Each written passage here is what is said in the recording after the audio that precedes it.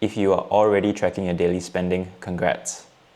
But you're only halfway there. The other half is learning from it. For years, I've been tracking my expenses because I wanted to understand where my money was going. But the annoying part is that tracking can just become another habit where data is going into a spreadsheet and nothing really changes. And I think there's something useful about the tiny bit of friction that comes from tracking. When you enter an expense after paying for it, you almost feel the pain twice. Not in a guilt trip way, but in an awareness way. So today, I'm building a simple expense tracker from scratch that you can follow along and copy. We will be starting from a blank Google Sheet and an empty Google form, and then we will add an AI spending reviewer that looks at the entries and helps spot patterns or weird changes and questions to ask before making any decisions. The goal is simple: capture spending quickly, then learn from it at the end of the week. Improving your spending has two parts: capture and review. Most expense trackers solve the first problem. They help you write down what happened, but they often forget about the second problem: what repeated, what changed, what surprised you, what looked like a pattern, and what questions you should be asking before trying to change anything. This is where AI can be useful, but only when it stays in a review-only mode.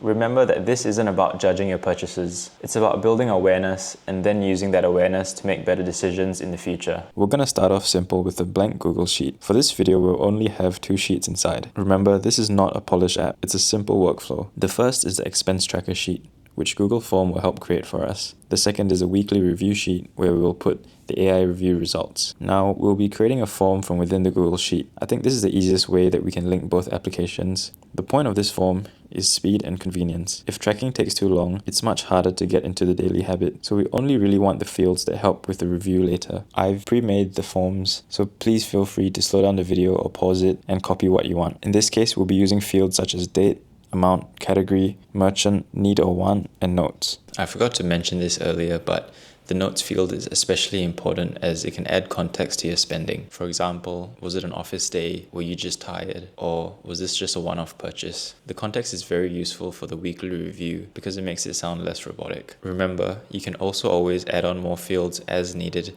if you prefer. But keep in mind that the name of the game is convenience and not ridiculous detail. It's useful to remember that at the start, this won't feel natural at all, and it will feel a bit like a chore sometimes. It might even take a couple of weeks before logging your expense can become a habit. One thing that's helped me is by doing a review at the end of the day instead of trying to enter every expense instantly. I like leaving payment notifications visible because they always show the merchant and the amount paid. And at the end of the day, I can look through the notifications and do them all in one batch. We've now got the first useful part of the workflow done. And whenever I submit the form, the new row will land in the sheet automatically. As you can see at the bottom next to the sheet name, there's an icon of Google Forms. That means they're successfully linked. We've now got a simple system that turns a quick daily action into structured data. For this demo, as you can see, I've added in some fake entries. This will include a couple of normal expenses, a few repeat ones, and a few entries that are worth questioning. The goal is to give AI enough pattern to review. Now this is the part where AI comes in.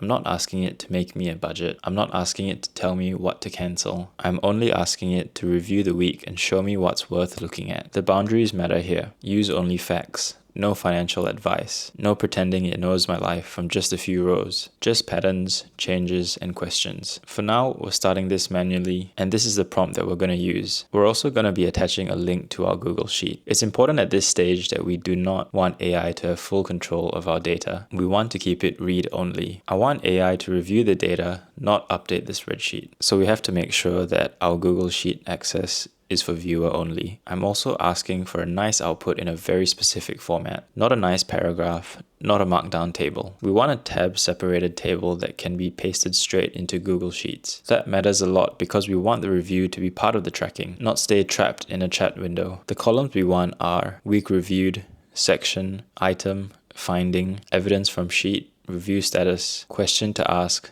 next action, and human decision. That last column is important. I want AI to leave human decision blank. The AI can review the pattern, but you should still make the final decision. This is the second useful part of the workflow, and it's in the format that I actually want. I wanted something that I could move straight back into Google Sheets. So now, make sure to only copy the table output, not the whole ChatGPT response. Going back into Google Sheets, open the weekly review tab and paste the table starting from cell A1.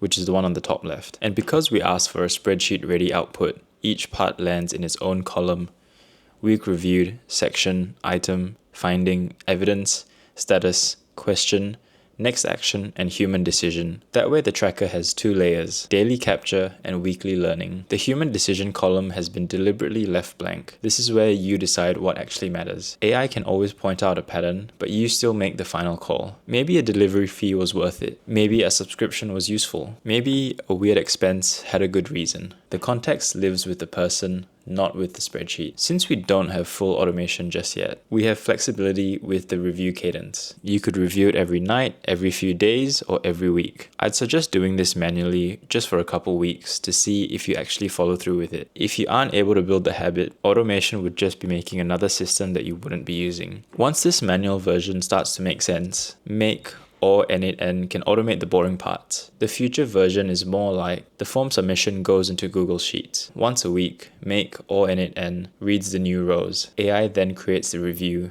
and the results go into a weekly review tab or an email if you prefer. But remember, I wouldn't start with automation first. First, we should try and understand the workflow before trying to automate it. If you want a follow-up episode where I turn this into an automated weekly review using Make or N8N, comment below and I will build it next. Now, this workflow can still go wrong in many different ways. If the data gets messy, the review will naturally be messy as well. If categories are too vague, the AI may misread them. If your notes are private, you should be careful of what you're pasting into AI. And if the AI ever sounds too confident, that's a huge red flag. The safe version is simple. AI reviews and a human decides. So this is the final workflow. Daily spending goes into a simple form. The spreadsheet gives AI structure to review. The useful part is AI doesn't magically fix all your finances. The useful part is that it makes the review so much easier to do. If you're already tracking your spending, you're only halfway there. The other half is learning from it.